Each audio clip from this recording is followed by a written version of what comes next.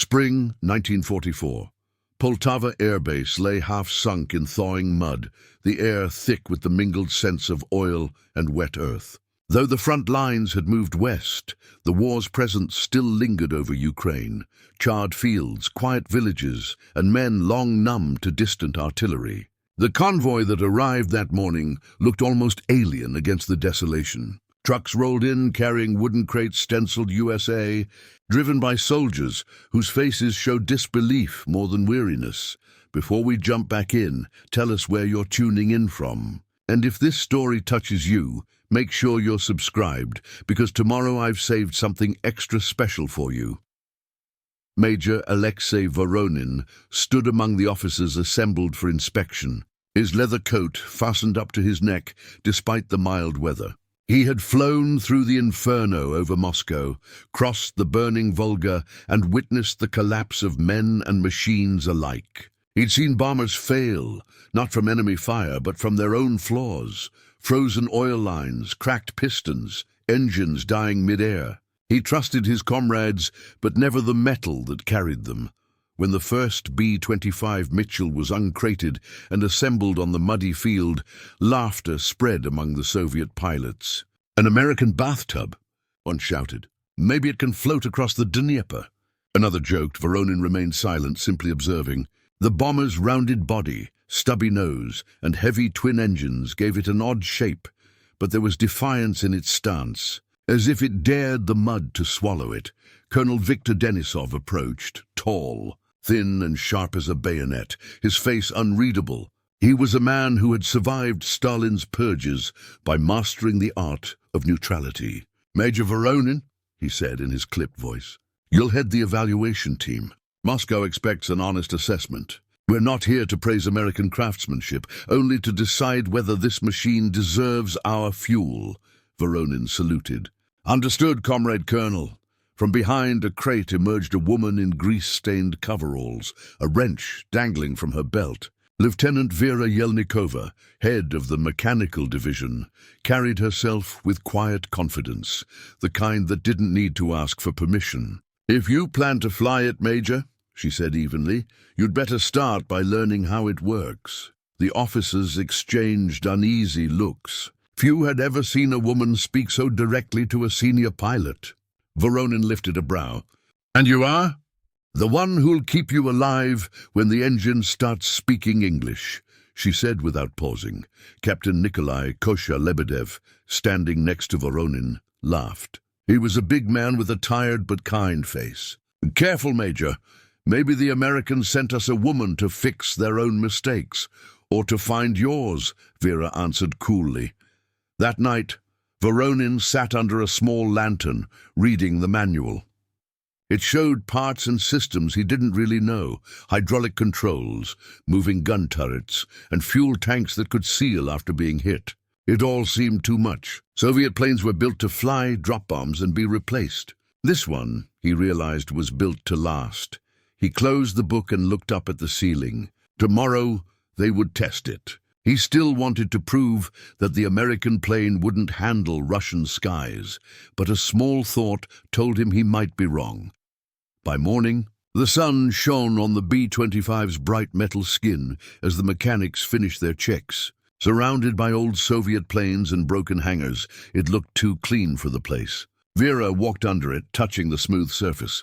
"Too fancy for this country," she whispered, but she sounded a little impressed.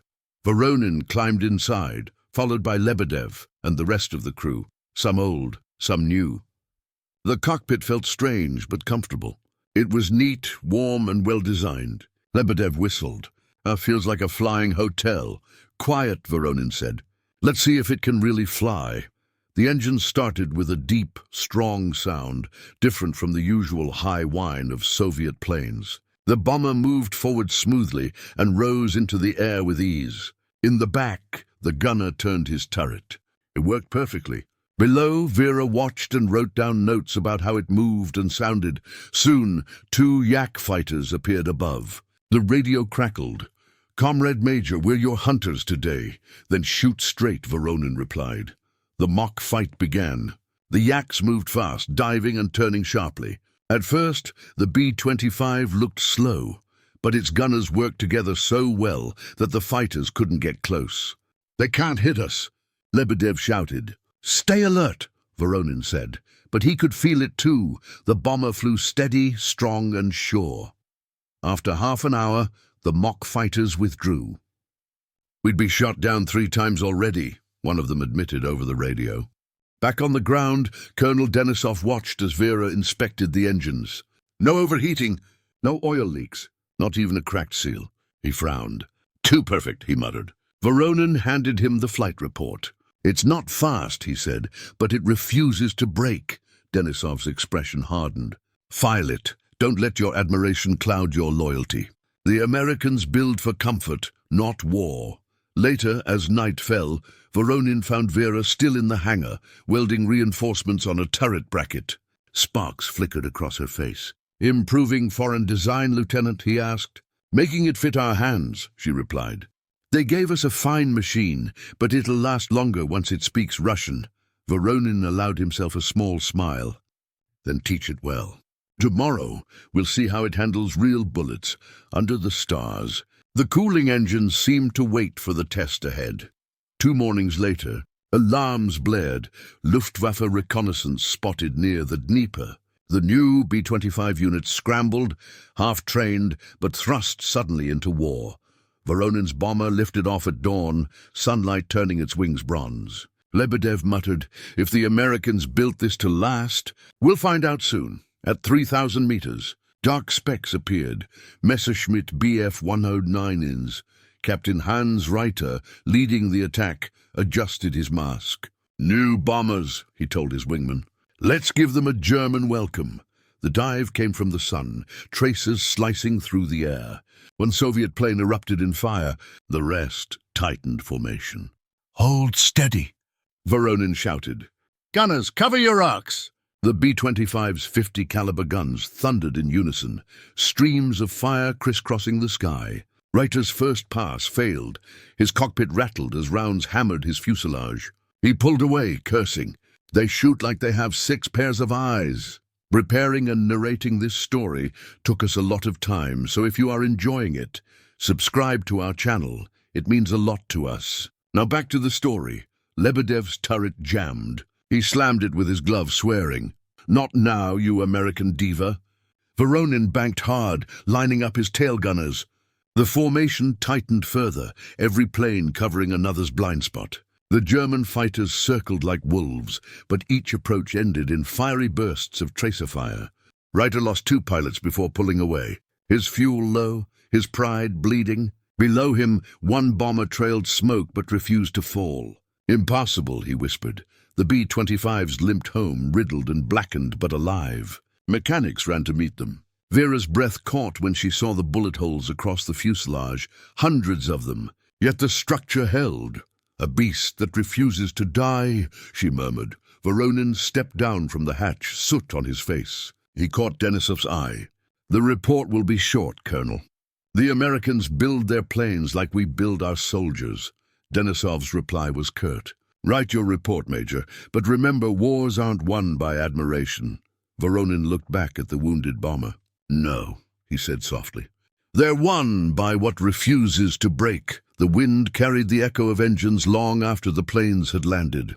A new sound over the Eastern Front, deep and enduring, like the heartbeat of a bear.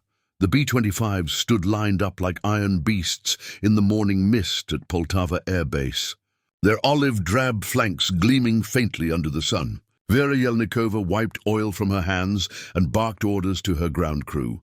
The Americans had sent spare parts. Some fit, most didn't, but she made them work. Reinforced ball turrets, modified 12.7-meter mounts scavenged from yak wrecks.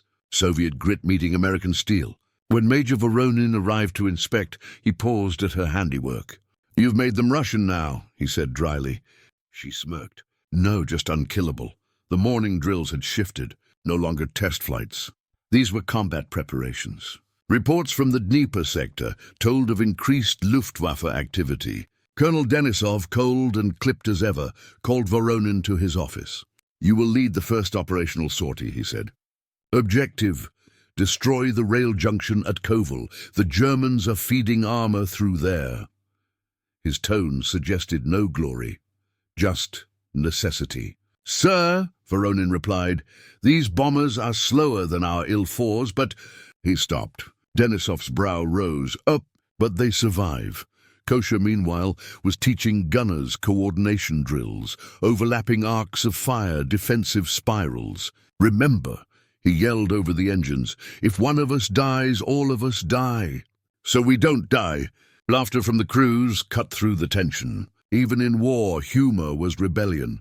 The first mission came at dusk. 6 B-25s rose heavy into the sky, their engines echoing across the steppes. German radar picked them up near Brest.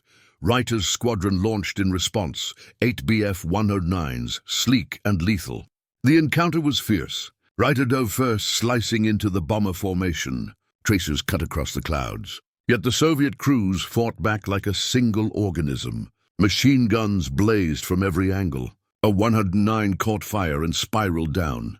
Reiter, pulling up, marveled at their coordination. Not Americans, he muttered. These fight like wolves. Voronin's B-25 took hits, shattered glass, smoke in the cabin. Kosher cursed as a fire spread near the right wing. She's burning! No, she's alive, Voronin barked, leveling the plane. The crew extinguished the fire mid-flight. They pressed on, dropped their bombs, and somehow made it home. When they landed, silence filled the base. Vera ran to the aircraft, her hands trembling as she touched the scorched fuselage. You brought her back, she whispered. No, Kosher grinned, limping down the ladder. She brought us back. Poltava Base changed after that mission. The Americans' flying fortress in miniature had proven its worth. Even Denisov, though he said nothing, had ordered a commendation report to Moscow. The B-25s were now central to night raids, long-range interdictions, and morale. But victory came with cost. The Luftwaffe began adapting. Reiter studied combat reports, mapping the bombers' blind spots. They're armored everywhere but below, he noted. We strike from beneath. Voronin's crew rested little. The missions grew longer, the weather worse. Kosher joked less, smoked more. Vera found herself sleeping in hangars to oversee maintenance personally. Her fatigue mirrored the machines, both overworked, both unwilling to break. One night, after an intense mission over Warsaw, the B-25 Katyusha limped home on one engine. The landing gear jammed. Voronin ordered the crew to bail, but Kosher refused. You go, Major, I'll fix it. That's an order. And this, Kosher said, hammering at the mechanism, is survival. They touched down hard, metal shrieking, sparks flying. But they lived. The aircraft, scarred but whole, settled like a wounded animal, refusing to die. That night, Vera patched bullet holes under moonlight, her hands bleeding. Voronin approached quietly. Why do you stay out here? He asked. She looked at the aircraft and murmured, Because she doesn't give up. Neither can we. Meanwhile, Reiter's squadron scored its first success, downing a lone B-25, returning from reconnaissance. As he examined the wreckage later, Reiter felt no triumph, only admiration. To die in one piece, he said to his wingman, that's a good death. His respect for the enemy deepened into obsession. He began studying Allied manuals, searching for clues to their endurance. His peers mocked him for romanticizing the enemy, but he knew better. Respect was the first step to understanding, and understanding could kill. As winter gave way to spring, the air war intensified. Voronin's squadron, now veterans, received new B-25s, hybrid machines combining American design and Soviet reinforcement. They called them Medved, the Bears. Yet with every mission they lost a little more humanity. Laughter grew rare. The B-25's unbreakable nature became both comfort and curse. Surviving meant flying again tomorrow.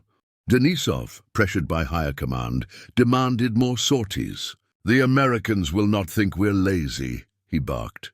Show results. His ambition began eroding the fragile respect among his crews. When one B-25 crashed on takeoff due to overloading, Voronin confronted him. You're turning endurance into punishment. Denisov's cold reply, That's war, Major. Endurance is all we have. The base buried its dead quietly. Kosha placed his hand on the wreckage. She held until she couldn't, he said. Vera looked at him. Tired eyes, oil-stained face. So will we. By summer 1944, the skies over Ukraine had become a constant duel between endurance and attrition. Soviet B-25s flew deeper into German lines than any expected, earning grudging praise even from the Luftwaffe. Reiter, still chasing their shadow, finally intercepted Voronin's formation over Lublin. This time he attacked from below, his cannons punching holes through the underbelly of a bomber. Yet the B-25s held formation, overlapping fields of fire. One of Reiter's wingmen exploded mid-turn. Reiter's face twisted in disbelief. "They've learned again," he said over the radio. "They've learned us." On the ground, Vera's maintenance teams had implemented a new modification, crude steel plates under the fuselage. Heavy, yes, but life-saving. When Voronin's bomber returned with new scars, he found her waiting. "Your armor worked," he said. "You sound surprised," she replied, smiling faintly. "I stopped being surprised when men started listening." That night, Voronin gathered his crew. They had survived 20 sorties, a miracle by wartime standards. "We're not machines," Kosha said bitterly, "but they treat us like parts." Voronin looked at him long, then nodded. "Then let's be the best parts they have." It wasn't resignation. It was defiance. Meanwhile, Reiter received new orders. Intercept the B-25s again near Lublin rail hub. Same route, same time. His commanders wanted blood, but Reiter hesitated. "They fight with honor," he argued. "They deserve—" "They're the enemy," his superior interrupted. "No one deserves anything." Reiter took off into the setting sun, knowing this battle would define him. The clash was merciless. Voronin's bomber was hit. Tail gunner dead. Kosha took control when Voronin blacked out momentarily. Reiter's 109 passed so close, they locked eyes through the cockpit glass. Two pilots bound by a mutual curse. Endurance. Kosha fired the dorsal turret, riddling Reiter's plane. Smoke poured. Reiter leveled out, refusing to eject, saluting before vanishing into cloud. After the mission, Voronin stood beside Vera and the damaged bomber. "He didn't bail," Voronin said quietly. "German?" "Yes." "Then maybe he believed what we do. You don't leave your machine." That night, in the flickering light of the hangar, Vera carved a small nameplate into the metal beside the cockpit. Medved No. 7, Brothers in the Sky. The men saluted it silently. Even Denisov, passing by, paused for a long moment. Something had changed. Respect had replaced pride. Endurance had become understanding. The war had shifted westward by midsummer 1944. Soviet bombers now struck deep into occupied Poland, paving the way for the Red Army's advance. Yet the air war remained a relentless chess match. Each move counted, each adaptation met with new danger. The B-25 crews had become veterans, but victory carried the exhaustion of survival. Major Voronin's squadron, once 6 bombers strong, now flew with only 4. Each mission meant gambling with fate, and fate had a cruel sense of humor. Poltava Air Base buzzed with unfamiliar energy. American personnel had arrived.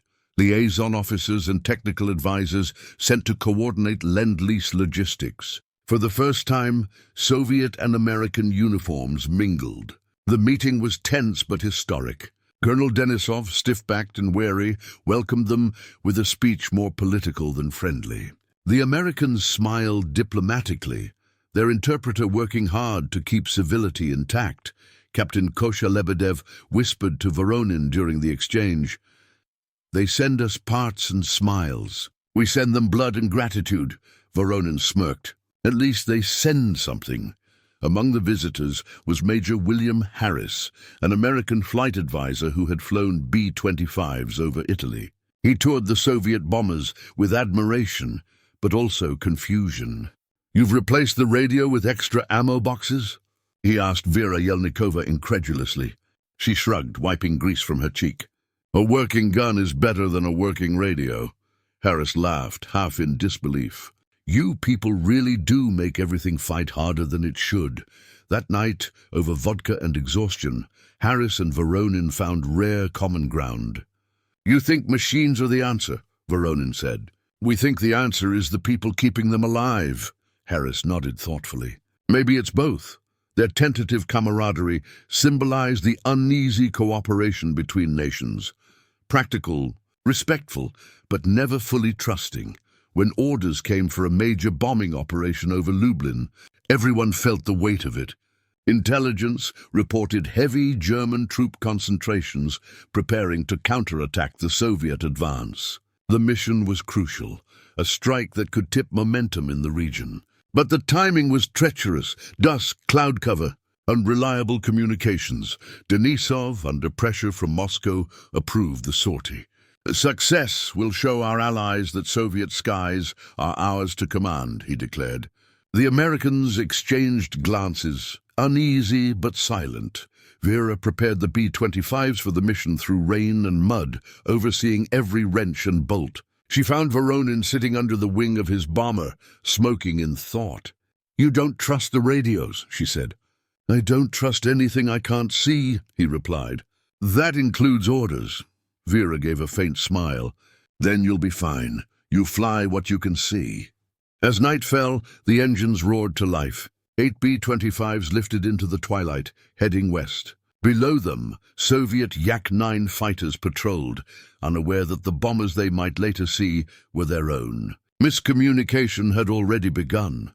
It began with static. The Soviet ground control lost contact with the B-25 formation just after crossing the Bug River. Storm clouds rolled in, scattering the formation. Visibility dropped to nothing. Kosha cursed over the intercom. "I can't see a damn thing." "Alexei, we're flying blind." Voronin, gripping the controls, relied on instinct and memory. "Hold formation. We fly by feel." Lightning split the clouds, revealing the silhouette of another bomber just meters away. For a moment, the crew thought they were colliding. Then silence again. The storm swallowed sound and light alike. Meanwhile, at a forward air base east of Lublin, Soviet Yak-9 pilots scrambled. Radar had picked up unidentified aircraft approaching from the west. No clear transponder signal, no radio confirmation. The assumption, German intruders. The order, intercept and destroy. Among the Yak pilots was Lieutenant Sergei Marchenko, young and zealous, eager to prove himself. "They're Heinkels," his commander told him. "You'll get your kill today." The Yaks lifted into the same turbulent sky. High above, Reiter and his dwindling Luftwaffe squadron were also airborne. The Germans had detected bomber movement but misread the vector. They were flying to intercept from the south, unaware that Soviet fighters were about to engage their own. 3 nations, 1 sky, and no communication. The storm finally broke over Lublin. The B-25s reassembled into rough formation, engines straining. They dropped their payload on the rail junction, explosions lighting the night like a chain of suns. Mission complete. But the radio crackled again. Distorted voices shouting, "Enemy fighters!" 3 o'clock. Kosha turned, eyes wide. "Those are Yaks!" he yelled. "That's our Air Force." But the Yaks were already diving, believing the bombers to be Germans. Their guns opened fire, bullets tore through metal. 1 B-25 burst into flame. Another lost a wing and spiraled into the fields below. The radio filled with chaos, screaming, confusion, disbelief.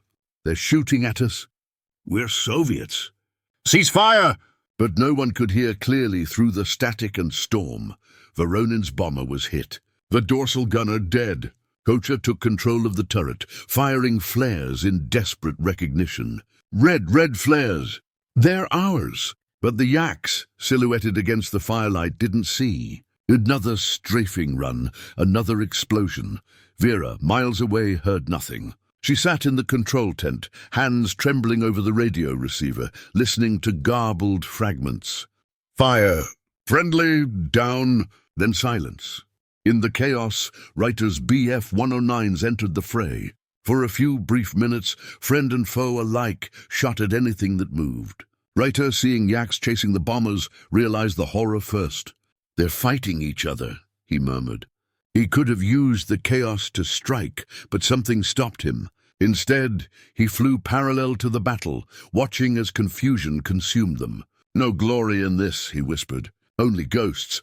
Voronin managed to level his bomber. Kosher, bleeding from a shrapnel wound, gritted his teeth. We can't fight them. We don't, Voronin said grimly. We survive. He dove toward cloud cover, dragging the surviving bombers with him. 2 made it out. The others burned. By the time the surviving yaks realized their mistake, it was too late. Marchenko landed first, pale and shaking. Sir, he said to his commander, those weren't Germans. The older man looked at him with hollow eyes. No, Lieutenant. They were ours. At Poltava, dawn brought devastation. Only 3 B-25s returned. Vera counted them in silence, her throat tight. When Voronin climbed down from the cockpit, blackened and silent, she didn't ask questions. She just touched his shoulder. I heard, he nodded once. We bombed the enemy. Then we were the enemy. Denisov's fury was immediate. Who authorized the yaks? He demanded. The communications officer stammered. The signal was unclear, Comrade Colonel. We thought, you didn't think. Denisov slammed his fist on the table.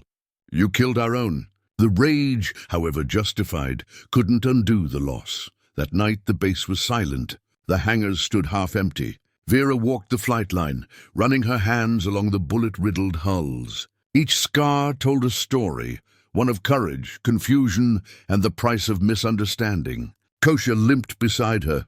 It wasn't their fault, he murmured. None of us knew. She looked at him. Maybe that's the point. We fight so hard to survive, we forget to understand. Voronin sat alone by his bomber, staring into the dark. He thought of Reiter, the German pilot who had spared him once before, and wondered if somewhere in another sky that same respect had stayed his hand.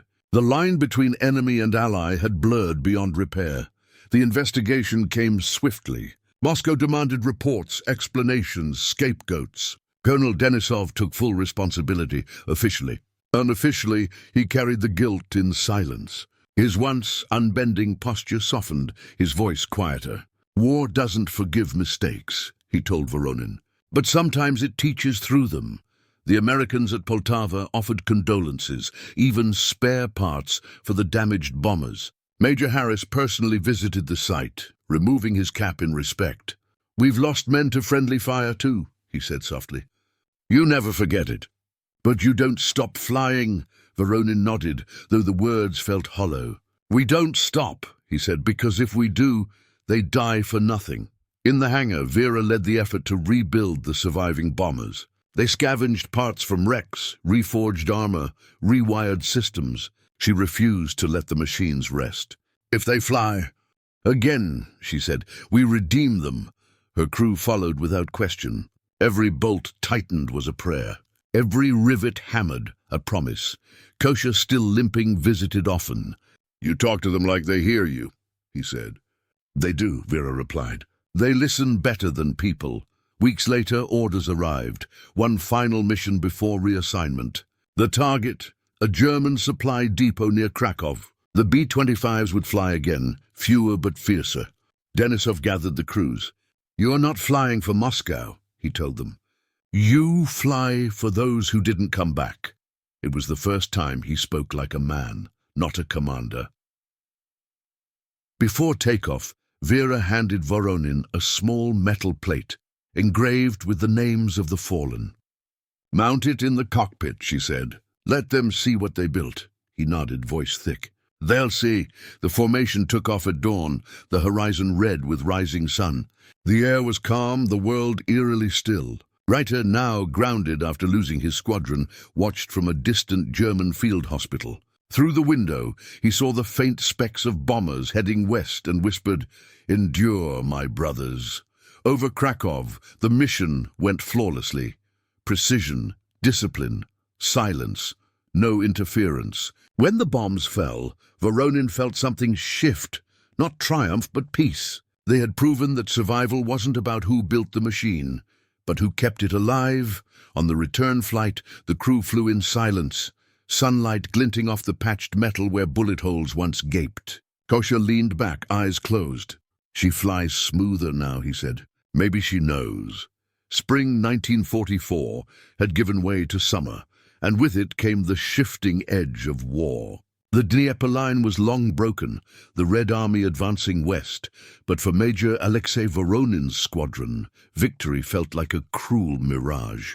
Every day, they flew deeper into Europe in their B-25s, American machines with Soviet hearts, chasing rail lines, fuel depots, and German convoys retreating into Poland. The men were tired, superstitious, and proud. They believed in the plane more than in the war itself now. The morning began with a storm over Poltava Air Base. Sheets of rain struck the steel hulls of the bombers, washing away dust and revealing the silver beneath. Vera Yelnikova stood under the wing of her favorite B-25, Zver, the Beast. Her hands were slick with oil and rainwater as she tightened the bolts on the tailgun housing. The machine had flown 23 missions without fatal damage. To her, it wasn't luck. It was will. Steel has memory, she muttered. It remembers who cares for it. Kosha Lebedev ducked under the wing, cigarette clenched in his teeth. Then ours must remember a lot of shouting. Or bad jokes, Vera said, not looking up. Where's your commander? Inside. Writing another report to the colonel. He says the Americans build planes like churches, strong but made for worship. Vera smirked. Maybe they were meant to carry faith instead of bombs. Inside the operations room, Voronin stood before a map filled with red lines and blue pins. Colonel Viktor Denisov, expression unreadable, listened as the briefing officer described German troop movements in the Lublin sector. The plan was ambitious. A deep strike into occupied Poland to cripple rail supply before the Soviet armor reached the Vistula. 30 bombers, escorted by Yak-9s from Minsk, the officer said. Primary target, rail yards at Lublin. Secondary, fuel convoys along the Vistula crossing. Denisov tapped the map. Intercept risk? Moderate. Luftwaffe activity detected near Radom. Likely the same Bf-109s that have been shadowing our reconnaissance flights. Voronin's eyes narrowed. Writers group, Denisov nodded. Yes, the Germans have learned our patterns. Be unpredictable this time. Use the clouds. Fly low until the approach. As the briefing ended, Denisov stopped Voronin. You've made this American machine your own, Major. Don't let that pride make you careless. The Germans adapt as fast as we do. Voronin's response was quiet. It's not pride, Comrade Colonel. It's trust. The men believe in her belief, Denisov said, half smiling. That's something our bureaucracy can't issue. By noon, the weather cleared, and the squadron rolled down the rain-slick runway. 30 bombers, engines roaring in sequence, lifted into the light. From above, the Dnieper shimmered like a wound healing slowly. Voronin's voice crackled through the intercom. Form tight. Keep the sun behind us. Lebedev, watch your turret arcs. If the 109s come, they'll dive from the west. Understood, Major, Kosha replied. Let's see if Reiter still dances when the bear wakes up. Vera watched from the ground, goggles fogged with mist. She followed the formation until it became specks beyond the horizon. Her heart rose with them, half in pride, half in dread. Captain Hans Reiter sat in the cockpit of his Messerschmitt Bf-109G, circling above the Polish countryside. His radio crackled in short, coded bursts, enemy bombers approaching from southeast. Estimate 30+, altitude 2,000 meters. Reiter adjusted his oxygen mask, scanning the distance. Through the haze, silver glints emerged, dozens of them. Not the ponderous Soviet Il-4s he was used to. These were the Americans' gift to the Russians, the B-25s. He'd fought them before, and the memory still made his palms sweat. They fly like a swarm, his wingman said over the radio. You hit one and 3 others bite back. Reiter smiled grimly. Then we break the swarm. Cut off the head! He rolled into position, his squadron aligning behind him. The Luftwaffe was a shadow of its former self, but skill and desperation still made it deadly. The German fighters climbed above the Soviet bombers, waiting for the perfect angle to strike. At 13:20, the ambush began. Tracer fire streaked the sky like falling comets. The B-25s tightened formation, gunners shouting into intercoms.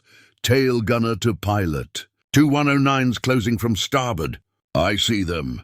Lebedev yelled, swiveling his dorsal turret. He squeezed the triggers. Twin 50-caliber guns roared, brass casings spilling into the slipstream. One of the German fighters veered off, smoke trailing. The other pressed closer, riddling the right wing with holes. Voronin fought the controls. Engine 2 hit, but she holds. Maintain speed! Zver shuddered but refused to fall. The bomber's thick armor absorbed punishment that would have torn apart older Soviet aircraft. Gunners coordinated by instinct, overlapping fields of fire. It was chaos, mechanical, deafening, beautiful. Reuter dived again, targeting the lead formation. He lined up the gun sight, heart hammering. One clean pass. No mistakes. But as he squeezed the trigger, his canopy filled with flashing muzzles from 4 converging turrets. His wingman screamed over the radio and vanished in smoke. Reuter pulled away, cursing. Damn it, they fight like a pack. Below, bombs fell across Lublin's rail yards, turning iron and wood into fire. The mission objective was complete, but the price was mounting. 2 B-25s trailed smoke. Another's wing was burning. Voronin, we're hit bad, came a voice over the comms. We can't hold altitude. Drop bombs and head east, Voronin commanded. We cover you. As the crippled bomber descended, Reuter saw his chance. He dived again, closing the gap. His rounds tore through the airframe, but not enough. The B-25's tailgun erupted, punching holes through his fuselage. He broke off, heart sinking. It wasn't just technology. It was willpower in metal form. The Soviets reached their rally point near the Vistula. Smoke and sweat filled the cockpits. 4 bombers lost, 6 damaged, but the others, 20 still intact, turned east toward home. The sky was quiet now, the adrenaline fading. Lebedev slumped in his seat. Remind me to thank your steel bride when we land. Voronin smiled faintly. She's not mine. She belongs to all of us. They flew in silence, the sun dipping low, painting the clouds crimson. But as they neared Soviet airspace, fate twisted again. At Poltava, radio confusion spread like wildfire. Soviet radar operators detected the returning formation, but failed to identify it. At the same time, a German reconnaissance plane had been spotted nearby, prompting alarm. Colonel Denisov received the report while coordinating air defense. Unknown aircraft inbound from west, likely enemy bombers. He hesitated. The B-25s were expected, but communication lines were chaotic. Static, overlapping frequencies, and identical transponder codes made identification impossible. Scramble Yak fighters, Denisov ordered. Better to shoot first than regret later. Vera, hearing this from the maintenance hangar, froze. No, she whispered. They're ours. In the sky, Voronin's crew spotted dark shapes climbing from the east. Contact, 12 o'clock. Small, fast Yaks, Lebedev said. They're not answering signals. Voronin's stomach dropped. No, tell me they're not. But it was too late. The first Yak-9 opened fire. Tracer lines tore through the evening light, slashing across the formation. One B-25 burst into flames instantly, spinning toward the forest below. The rest scattered, desperate to avoid collision. Friendly fire. Those are our fighters, Voronin shouted over the radio. Hold fire! Hold fire! Static drowned his words. The Yaks, believing they faced German bombers, pressed their attack. Soviet gunners returned fire instinctively. The sky devolved into madness, red stars shooting at red stars. Lebedev screamed into the intercom. They're killing us, Alexei, our own boys. Signal them. Flares, now. Voronin launched green flares through the cockpit. The colored smoke rose against the crimson clouds. Slowly the Yaks broke off, realizing their mistake, but the damage was done. 3 bombers burning, 1 crashing into the Dnieper. Silence followed, a silence heavier than death. Poltava Air Base was in uproar when the surviving B-25s landed. Smoke trailed from engines, landing gear buckled, gunners bloodied. Vera ran towards Zver, heart pounding. Lebedev stumbled out, covered in soot. You should have seen it, Vera. We survived 2 wars in one sky. Voronin followed, face ashen. Denisov arrived moments later, expression unreadable. What happened? He demanded. Voronin's voice cracked. Your orders happened. You thought we were Germans. Denisov's jaw tightened. Communication failed. It was chaos. It wasn't chaos, Voronin snapped. It was mistrust. You didn't trust the machines, the signals, or the men flying them. Silence fell. The wind carried the scent of fuel and rain. Vera stepped forward quietly. He's right. We trust steel more than people. Maybe that's why it keeps outliving us. Denisov looked at the wreckage, American metal blackened by Soviet fire. For the first time, something in him cracked. How many dead? 8, Voronin said. 3 bombers lost. Enough to fill one church, Lebedev murmured. Maybe the Americans were right about building them like temples. That night, the survivors gathered beside the burned remains of a downed B-25. Rain hissed on the hot metal, steam rising into the dark. No speeches, no orders, only silence. Voronin stood with Vera and Lebedev, watching the flames die. She took everything we threw at her, Lebedev said softly. Even our own bullets. Vera placed her hand on the scarred fuselage. She forgave us. Voronin looked skyward, where clouds drifted like ghosts. Maybe it's not about who built it, he said. It's about who keeps it flying. Denisov stood apart, listening. For once he didn't speak. The war would move west, as all wars do. But this moment, this confusion between enemies and allies, this accidental mirror, would stay. Autumn, 1944. The airfields of Ukraine were quieter now. The thunder of departing bombers had faded, replaced by the metallic echo of repair work and the low hum of engines being tuned for winter. The front had moved far west into Poland, then beyond. But here at Poltava, where the war's confusion had once burned brightest, memory lingered like the smoke that never quite left the horizon. Major Alexei Voronin walked along the flight line, coat collar turned up against the cold. Rows of B-25s stood under canvas covers, their silver bodies dulled by months of dust and frost. Some bore scars patched with mismatched steel. Others sat silent, stripped for parts to keep their sisters flying. He paused beside one, Zver, Vera's steel bride. Her fuselage bore the faint outline of bullet holes, now sealed over like healed wounds. Lebedev's laughter drifted from the hangar nearby, rough and defiant as always. I told them, these machines don't break, they sulk. Give them vodka, they start again. Voronin smiled faintly, though his heart felt heavy. You talk to her like a woman, Kosha. Better company than the colonel, Lebedev replied, lighting a cigarette. At least she listens when I complain. They stood in silence a moment, watching mechanics remove an engine cowling. The smell of oil and frost filled the air. Vera Yelnikova approached, wiping grease from her hands. Her eyes were tired but steady, the same way they'd been since that night of fire and friendly bullets. She's ready again, Vera said, nodding towards Zver. New hydraulic seals, new wiring. I even balanced the propellers myself. She's smoother now, even after everything? Voronin asked. Vera shrugged. The plane forgave us. We can't say the same about the dead. A week later, a delegation arrived from Moscow, officers in clean uniforms, smelling of ink and certainty.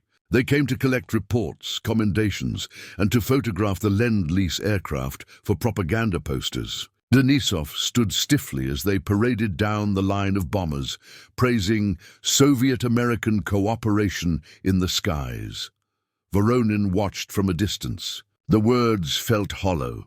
Cooperation? He remembered how mistrust had killed their own men. But he also remembered how that same machine, the foreign bomber, had carried them home through storms and fire.